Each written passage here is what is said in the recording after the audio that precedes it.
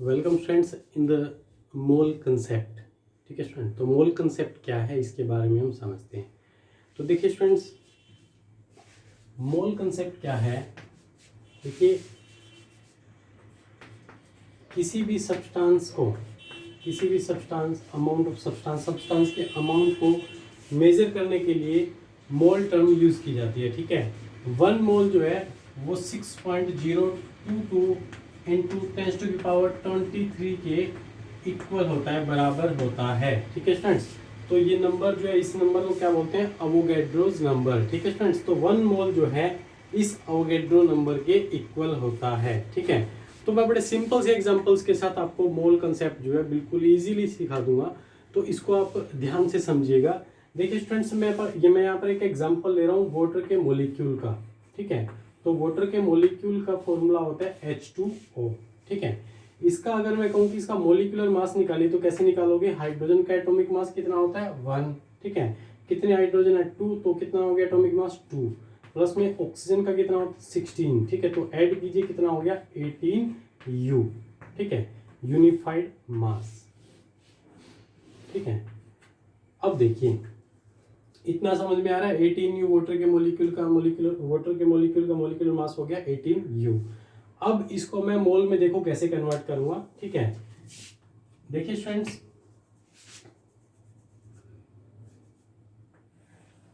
अगर मैं आपसे कहूं कि मुझे वाटर के इतने सारे मॉलिक्यूल्स चाहिए। ठीक है, ये तो एक मॉलिक्यूल है ना। ठीक है, तो मैं कहूँ कि मुझे वाटर के इतने सारे मॉलिक्यूल्स चाहिए, मतलब 6.022 × 10⁻23 इतने सारे वाटर के मॉलिक्यूल्स मुझे चाहिए। तो इतने सारे मॉलिक्यूल्स आप वाटर के मुझे कितने दोगे। ठीक है, तो कैसे दोगे, एक प्रोसेस है, एक तरीका है। ठीक है, जिससे आप जो है इतने सारे मॉलिक्यूल जो वाटर के मुझे दे सकते हो। आप क्या करो, इसका मॉलिक्यूलर मास निकालो, निकल गया 18U। ठीक है, अब वाटर जो है मेरे को 18 ग्राम दे दीजिए। ठीक है, तो मतलब 18 ग्राम, 18U निकला है, तो इसे आप किसमें लिख दीजिए, ग्राम में। मतलब 18 ग्राम वाटर में, 18 ग्राम वाटर में क्या होता है कि वाटर के इतने सारे मॉलिक्यूल्स प्रेजेंट होते हैं। ठीक है, उसका मॉलिक्यूलर मास निकालिए, उसे यूनिफाइड को ग्राम में लिख दीजिए। ठीक है, तो उससे हम ये कंसीडर कर सकते हैं कि भाई वाटर के जो मॉलिक्यूल, उसके जो 18 ग्राम जो वाटर है उसके अंदर अवोगैड्रो नंबर जितने मॉलिक्यूल्स प्रेजेंट होते हैं। आधी बात समझ में। ठीक है, मैं आपको और सिंप्लीफाई कर देता हूँ, ध्यान दीजिए। देखिए 1 मोल जो है ना 6.022 इंटू 10⁻23 के इक्वल होता है। ठीक है, पहली बात तो ये इतना बड़ा नंबर है कि आप इमेजिन कर सकते हैं। देखिए 10⁻2 का मतलब क्या होता है 100 होता है। ठीक है, 10⁻3 का मतलब क्या होता है 1000 होता है। ठीक है, मतलब 10⁻4 का मतलब क्या है कि मतलब एक के आगे कितनी जीरो लग जाएंगी, 4 जीरो लग जाएंगे, 10,000 हो गया। ठीक है, इस तरह से 10⁻5 का मतलब क्या है 1 लाख हो जाएगा, 5 जीरो लगा दीजिए। ठीक है, तो इसी तरह से 10⁻6 का मतलब क्या होगा। ठीक है, आपको कितनी जीरो लगानी होंगी, 6 जीरो लगानी होंगी। सारी बात समझ में। इस तरह से चलते चलते क्या करना है, 10⁻23 तक जाना है, मतलब एक के आगे 23 जीरो लगा करके उसका लगभग 6 गुना और कर दो। ठीक है, तो सबसे पहली बात तो ये इतना बड़ा नंबर है। सारी बात समझ में। ठीक है, अब इतना बड़ा नंबर है, अब मैं तुम्हें कहूँ कि भाई मुझे इतने सारे वाटर के मॉलिक्यूल चाहिए। ठीक है, एक मॉलिक्यूल क्या होता है वाटर का, होता है ये H2O। ठीक है, वाटर का एक मॉलिक्यूल है जिसका मॉलिक्यूलर मास होता है 18U। ठीक है, तो आपको क्या करना है, बड़ा सिंपल सा प्रोसेस है। एक कंटेनर लीजिए, उसके अंदर 18 ग्राम पानी ले लीजिए। 18 ग्राम पानी जो है आपने जो लिया है उसके अंदर वाटर के H2O, तो वाटर के इसके अंदर इतने सारे मॉलिक्यूल्स प्रेजेंट होंगे। हरी बात समझ में। ठीक है, अगर आपको कहे, ये तो हो गया 1 मोल। ठीक है, जब आपको कहे कि 1 मोल वाटर के मॉलिक्यूल्स चाहिए तो आप इतना सारा 18 ग्राम वाटर दे देंगे। अगर सपोज आपको कहे कि मुझे तो 0.5 मोल वाटर के मॉलिक्यूल चाहिए। ठीक है, 0.5 मोल अगर आपसे मांग लेता है तो कैसे दोगे, 0.5 का मतलब है कि आपको हाफ मोल देना है। हाफ मोल मतलब आप क्या करोगे, 18 ग्राम, जब 1 मोल देना था तो कितना वाटर लिया था 18 ग्राम। ठीक है, अब क्या करोगे 9 ग्राम दे दोगे। बड़ा सिंपल है, सारी बात समझ में। ठीक है, और एग्जांपल देखिए। देखिए सबसे पहले तो आपको ये समझ में आना चाहिए कि अवोगैड्रो नंबर कितना बड़ा नंबर है। ठीक है, जिससे आप बड़े इजीली फिर इसे समझ पाओगे। ठीक है, अब देखिए सपोज आपको कहे कि मुझे सोडियम के 6.022 इंटू 10⁻23 एटम्स चाहिए। ठीक है, आपको सोडियम के इतने सारे एटम्स चाहिए, तो बताओ कितना सोडियम लोगे। तो सोडियम का एटॉमिक मास कितना होता है 23U। ठीक है, तो क्या करेंगे, सामने वाले को 23 ग्राम सोडियम दे दीजिए, उसके पास सोडियम के इतने सारे एटम्स चले जाएंगे। आ रही बात समझ में। ठीक है, बड़ा सिंपल सा प्रोसेस है, कुछ लंबा चौड़ा इसमें सोचने की जरूरत नहीं है। ठीक है, मतलब जितना यूनिफाइड मास है उसको ग्राम में अगर कन्वर्ट करना है तो आप इस तरह से उसे कर सकते हैं। ठीक है, अगर सपोज 23 ग्राम सोडियम का टुकड़ा, ठीक है 23 ग्राम 23 ग्राम सोडियम का टुकड़ा आप ले लेते हैं। ठीक है, तो उसमें सोडियम के इतने सारे एटम्स जो हैं प्रेजेंट होंगे। ठीक है, 23 ग्राम सोडियम में। आ रही बात समझ में। अगर आपसे ये कह दे कि मुझे, ये तो 1 मोल हो गया ना। ठीक है, इसे तो 1 मोल कहेंगे। अगर आपको कहे कि मुझे 2 मोल सोडियम के एटम चाहिए, तो क्या करोगे, उसे 46 ग्राम जो है सोडियम दे दोगे। बड़ा सिंपल है। ठीक है, 23 का डबल कर दीजिए, कितना हो जाएगा 46 हो जाएगा। ठीक है, तो इस तरह से हम सोडियम के एटम्स जो है कंसीडर कर सकते हैं मोल में। ठीक है, और एग्जांपल ले लो, जैसे कि ग्लूकोज C6H12O6। ठीक है, इसका एटॉमिक मास कितना होता है 180 यूनिफाइड मास। ठीक है, मोलिकुलर मास, सॉरी, ग्लूकोज का मोलिकुलर मास होता है 180U, मतलब 180 यूनिफाइड मास। ठीक है, अब आपको कहे कि मुझे 1 मोल मतलब 6.022 इंटू 10⁻23 मोलिक्यूल्स चाहिए ग्लूकोज के। तो आप क्या करोगे, उसे 180 ग्राम ग्लूकोज दे दोगे। 180 ग्राम, जब किसी कंटेनर में आप 180 ग्राम जो है ग्लूकोज लोगे, तो उसके अंदर ग्लूकोज के कितने एटम्स प्रेजेंट होंगे, ग्लूकोज के 6.022 इंटू 10⁻23 एटम्स प्रेजेंट होंगे।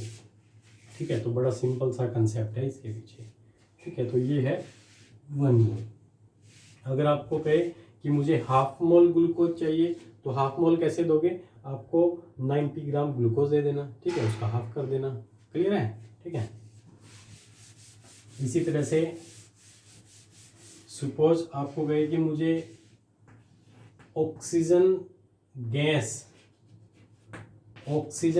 के 2 मोल, मुझे ऑक्सीजन चाहिए 2 मोल।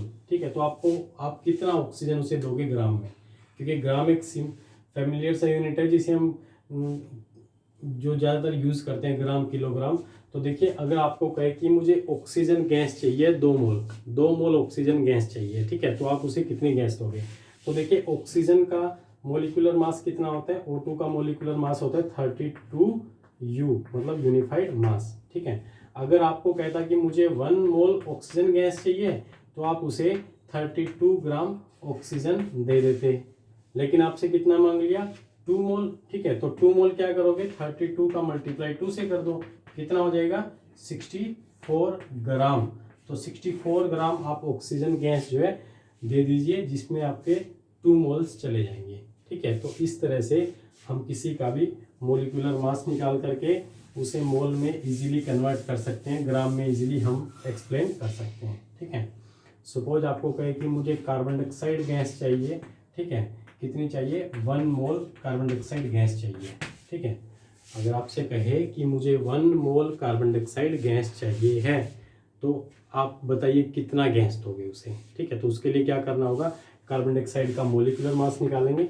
तो कार्बन का कितना होता है 12, ऑक्सीजन का 16, कितने हैं 2 ऑक्सीजन है, तो 12 प्लस 32 कितना हो गया 44U, मतलब 44 यूनिफाइड मास निकल आया। आपसे कितना मांगे 1 मोल, तो उसे 44U को लिख दो ग्राम में, आप उसे 44 ग्राम जो है कार्बन डाइऑक्साइड दे दीजिए, उसके पास 1 मोल चला जाएगा।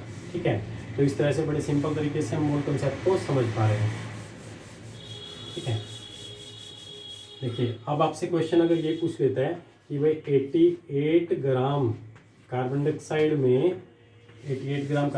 में कितने मोल हैं, मोल कितने हैं, कितने मोल्स प्रेजेंट होते हैं। क्वेश्चन समझ में आ रहा है, 88 ग्राम कार्बन डाइऑक्साइड में कितने मोल्स प्रेजेंट हैं। तो आपको ये भी कैलकुलेट करना आना चाहिए। तो देखिए कार्बन डाइऑक्साइड का 1 मोल जो है उसका निकाल लीजिए पहले, ठीक है। कितना होता है कार्बन का 12 प्लस में ऑक्सीजन का भी हमने निकाला था 44 U आया था, ठीक है। मतलब 44 ग्राम में 1 मोल कार्बन डाइऑक्साइड का प्रेजेंट रहता है, ठीक है। और यहाँ पर कितना पूछ लिया 88 में, तो 88 इसका डबल हो गया, तो मतलब यहाँ पर कितने मोल प्रेजेंट है 2 मोल्स प्रेजेंट हैं, ठीक है स्टूडेंट्स। तो इस तरह से हम मोल कंसेप्ट को समझ सकते हैं, ग्राम को मोल में, मोल को ग्राम में इजीली कन्वर्ट कर सकते हैं, ठीक है। तो ये हमारा मोल कंसेप्ट है, ठीक है। कुछ और एग्जांपल्स मैं आपको बता देता हूँ जो आपने खुद ने कैलकुलेट करने हैं।